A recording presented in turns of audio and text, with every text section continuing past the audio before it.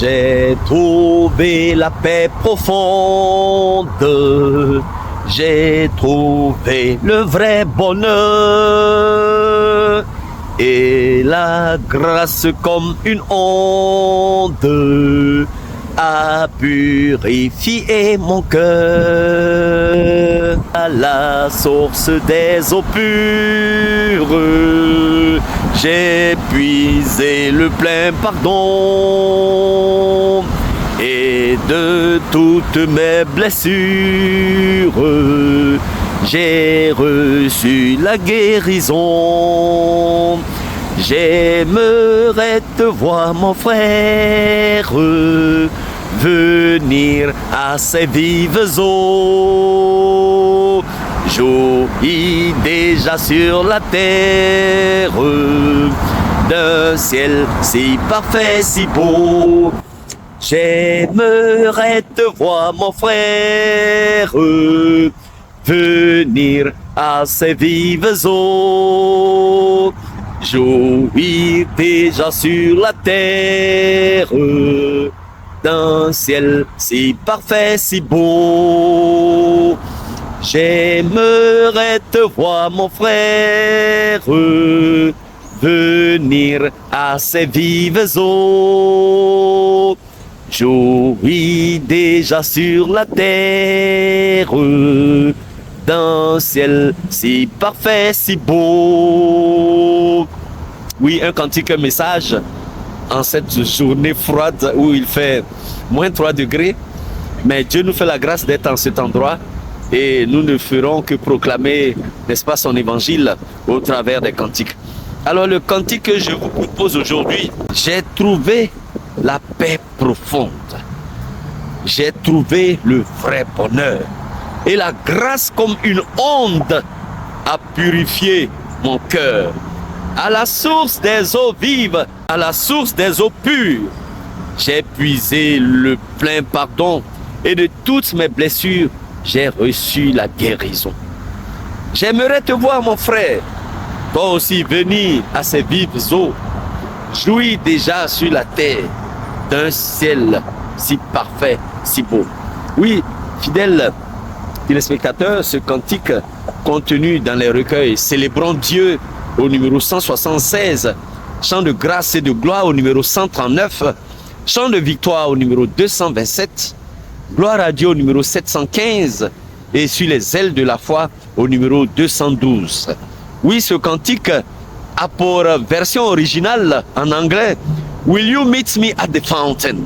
Est-ce que tu me croiseras ou est-ce que nous nous verrons à la fontaine? Est-ce que nous nous verrons à la fontaine? Oui, comme ces fontaines, n'est-ce pas, qui coulent derrière moi. Est-ce que nous nous verrons à la fontaine? Alors ce cantique, les paroles et la musique sont du talentueux prédicateur, le maître de chœur, le directeur de chorale, le musicien, le prédicateur itinérant, Paul-Philippe Bliss, qui a écrit ce cantique en 1873. Et les paroles, n'est-ce pas, sont contenues dans 11 recueils de cantiques et la musique dans 19 recueils de cantiques. Alors, Paul-Philippe Bliss, vous le connaissez, il est né le 9 juillet 1838 à Clearfield County, en Pennsylvanie, aux États-Unis. C'était un chrétien baptiste.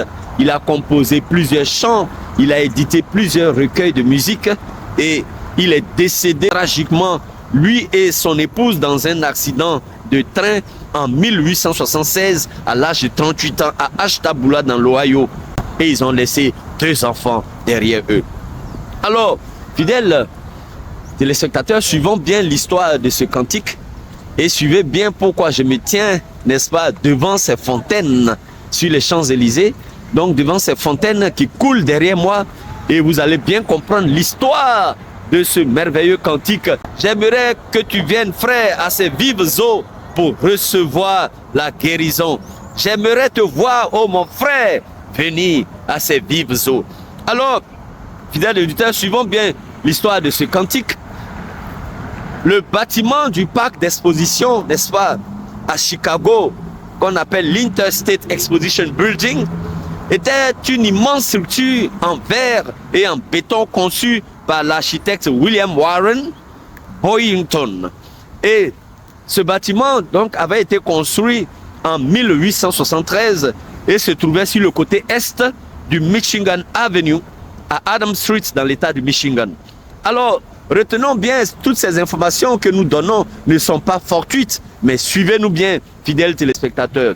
Alors, ce grand bâtiment de verre accueillait sous son toit de verre, n'est-ce pas, couronné de 3 coupoles, une série de salons professionnels. Donc, les salons de l'agriculture, les salons de l'industrie, salons du commerce. Voici ce que ce bâtiment abritait. Et il abritait aussi des spectacles, n'est-ce pas, de musique, de réunions politiques, de rassemblements publics.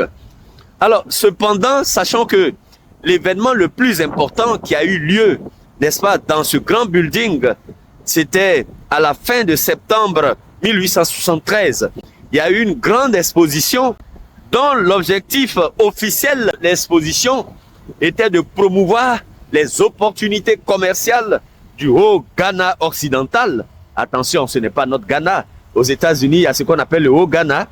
Mais son objectif le plus important était de déclarer la reconstruction et le triomphe de Chicago qui a été détruit, dévasté par un grand incendie en 1871.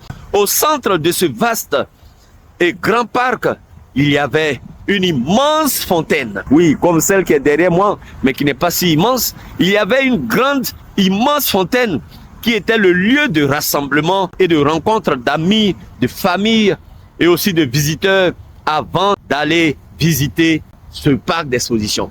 Donc, au cœur de ce parc d'exposition, il y avait une grande fontaine. Et cette grande fontaine était le lieu de rassemblement des familles, des amis, des collègues, des époux, des enfants, des jeunes, tous ceux qui voulaient visiter la grande exposition se retrouvaient auprès de cette fontaine qui était un lieu de rendez-vous. Et il fallait s'y retrouver nécessairement avant d'engager son périple, avant d'aller visiter cette fontaine. Donc c'était un lieu de rendez-vous. Et à cette fontaine, les paroles qu'on entendait le plus souvent, c'était « Retrouvons-nous à la fontaine ». Les paroles qu'on entendait souvent à cette exposition de Chicago, c'était « Retrouvons-nous à la fontaine ». Parce que c'était un lieu de rassemblement. Oui, pour ne pas se perdre, pour ne pas être dispersés, tous devaient se retrouver à cette fontaine, n'est-ce pas? D'abord comme lieu de rassemblement à cette fontaine, et ensuite engager la visite, parcourir, n'est-ce pas, ce grand centre d'exposition, le visiter, et après se retrouver à la fontaine pour rentrer à la maison. Vous voyez-vous, fidèles téléspectateurs, donc on se retrouve à la fontaine de la maison, on se retrouve à la fontaine, on se rassemble en famille, entre amis, entre collègues, on se rassemble avant d'arpenter les grands bâtiments, n'est-ce pas, les grands escaliers, les grandes tours qui constituaient ce parc d'exposition immense. Avant de les arpenter, on se retrouvait à la fontaine. Et ensuite, après la visite, on disait « Retrouvons-nous à la fontaine ». Donc la fontaine était un lieu de rendez-vous. La fontaine était un lieu de rassemblement. La fontaine était un symbole d'union. La fontaine était un symbole de regroupement. Voici l'objet de cette fontaine. Et cette phrase qui était beaucoup entendue à cette fontaine, c'était « Retrouvons-nous à la fontaine ». Et notre parolier ici va saisir cette phrase « Retrouvons-nous à la fontaine » pour écrire ce cantique, pour écrire ce merveilleux cantique. Pouvons-nous nous rencontrer à la fontaine? Ou encore, peut-on se voir à la fontaine? Ou rendez-vous à la fontaine? Ou encore, on se voit à la fontaine? Donc, a été écrite suite à une remarque d'un ami à cette exposition en 1873, alors que lui et d'autres amis s'apprêtaient à faire le tour ou à visiter le bâtiment. La remarque était « Retrouvez-moi à la fontaine ».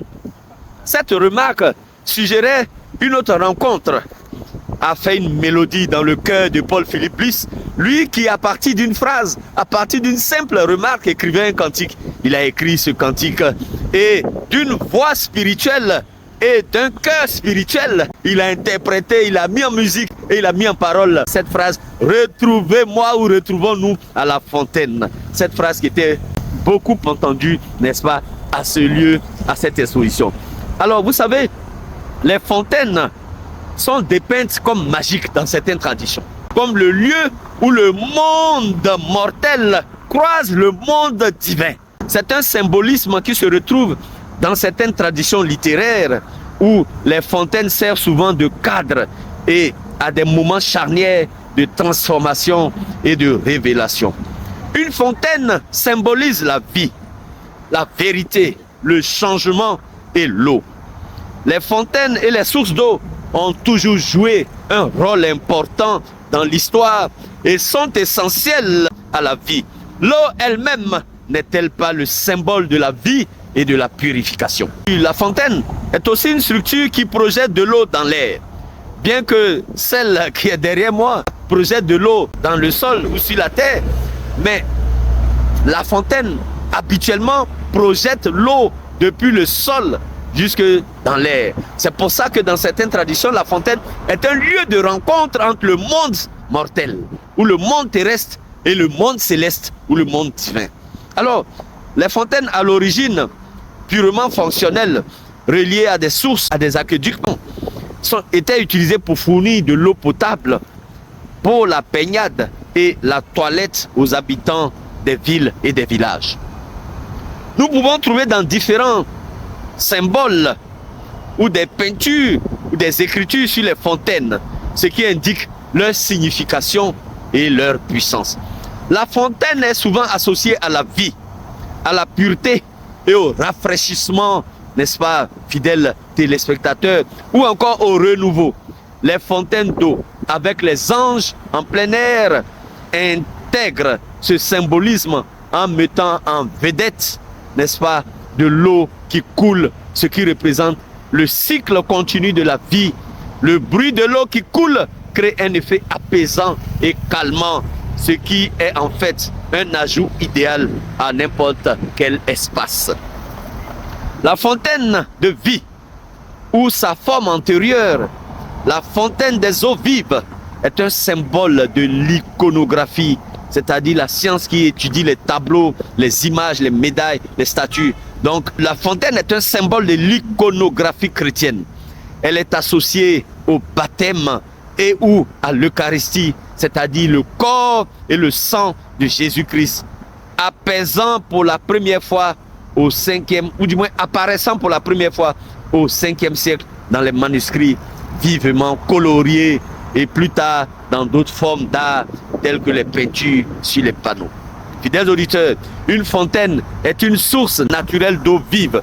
La Palestine était une terre d'abîme, de ruisseaux, d'eau et de fontaines qui jaillissent des vallées et des collines, selon Deutéronome au chapitre 8, verset 7, ou Deutéronome chapitre 11, verset 11. C'est pourquoi Jésus a parlé de Dieu le Père comme une fontaine. Nous y arrivons, fidèles téléspectateurs. Pourquoi nous avons fait ce tour? Pour comprendre le rôle d'une fontaine et l'importance, n'est-ce pas, de la fontaine spirituelle dans ce cantique. Alors, Jésus a parlé de Dieu le Père comme une fontaine. Il a parlé de Dieu le Fils comme une source et de Dieu l'Esprit comme un fleuve. Oui, fidèles auditeurs, la parole est profonde. C'est pour ça que la Bible dit, celui qui a soif, qu'il vienne à moi et qu'il boive. Celui qui croit en moi, des eaux vives jailliront de son sein. Donc, Dieu, Jésus parle de Dieu le Père comme une fontaine. Il parle de Dieu le Fils comme une source et de Dieu l'Esprit comme un fleuve qui fait couler de l'eau vive en nous. Le Seigneur lui-même est la source de vie dans la prophétie de Jérémie, mais le supposé peuple de Dieu a refusé de boire.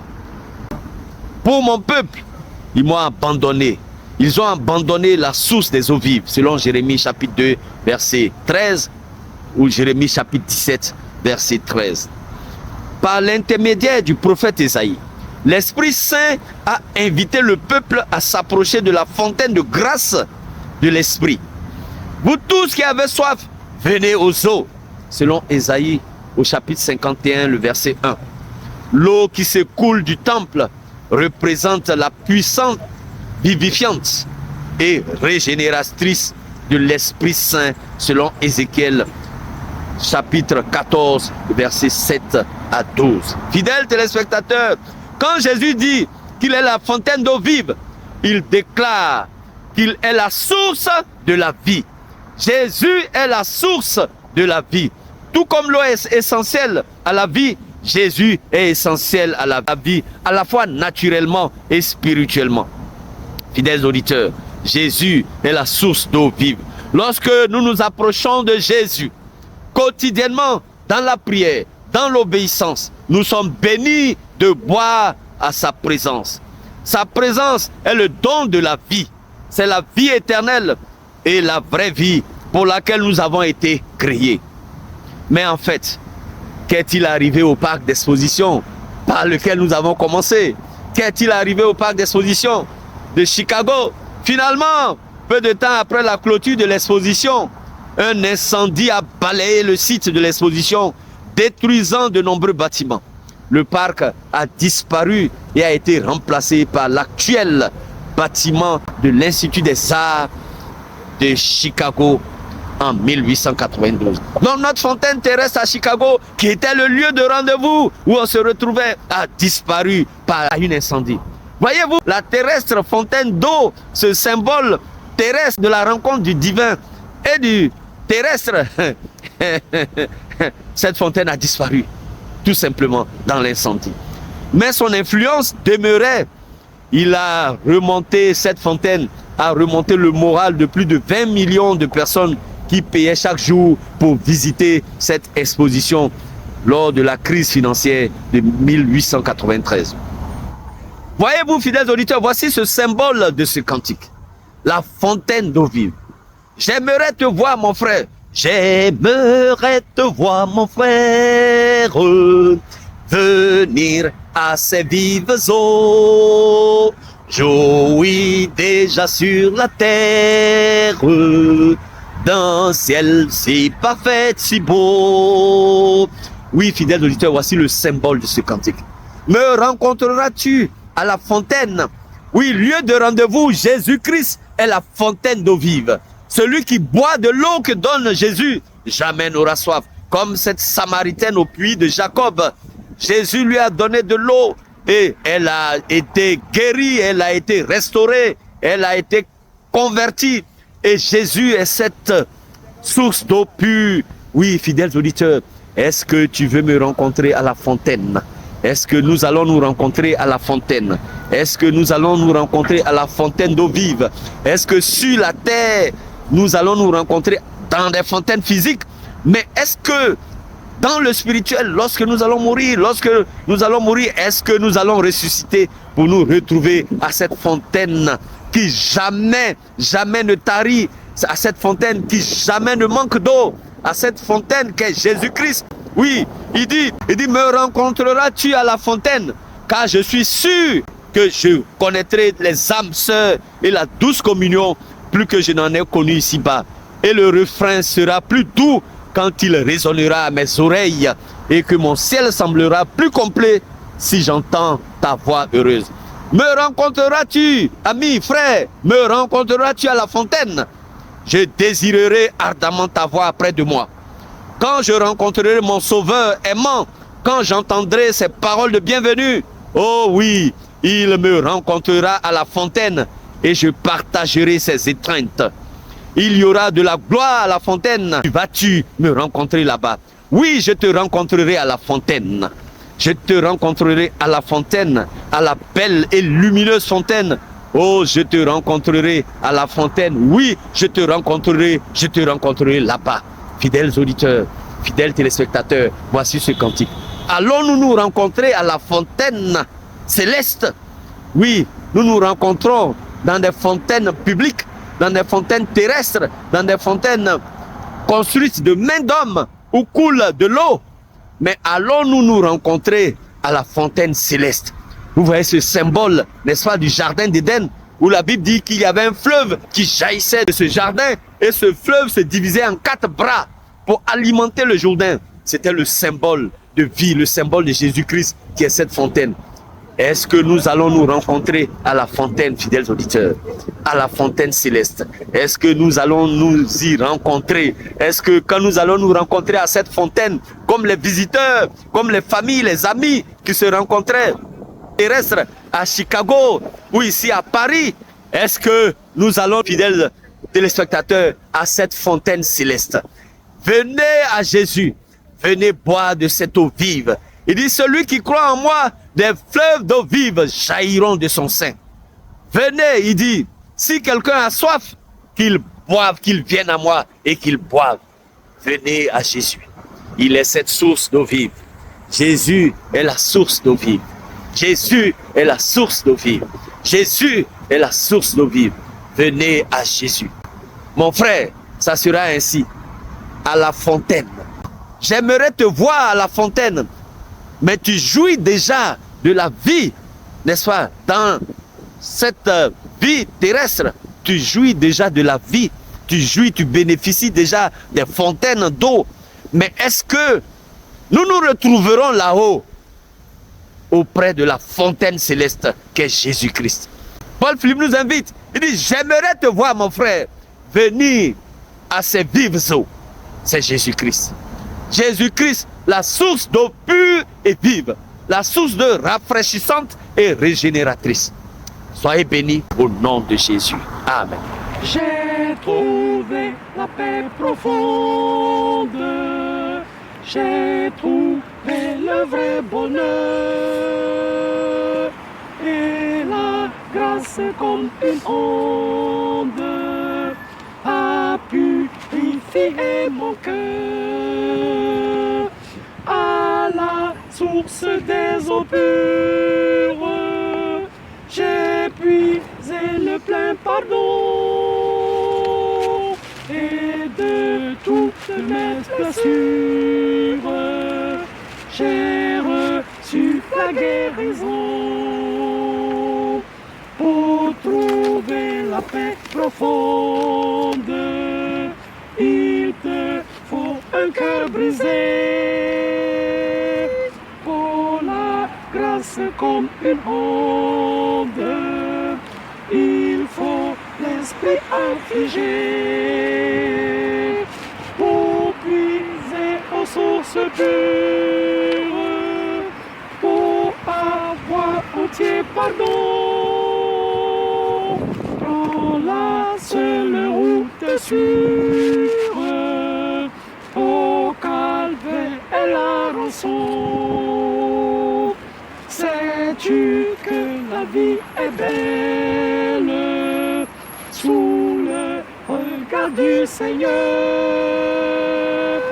et la jeunesse éternelle avec Christ pour ton bonheur. Avec Jésus plus de crainte, mourir pour c'est triompher, souffrir pour Jésus sans plainte, c'est bien vers le ciel marcher. Quand du bout de la carrière, nous verrons tous là-haut. Devrais-je alors, mon frère, heureux près des vives eaux, quand la parfaite harmonie de ce monde merveilleux charmera l'âme ravie. Seras-tu près de ton Dieu? J'aimerais te voir, mon frère, venir à ces vives eaux, jouir déjà sur la terre de ciel si parfait, si beau. J'aimerais te voir, mon frère, venir à ces vives eaux, jouir déjà sur la terre de ciel si parfait, si beau. J'aimerais te voir, mon frère, venir à ces vives eaux, jouir déjà sur la terre d'un ciel si parfait, si beau.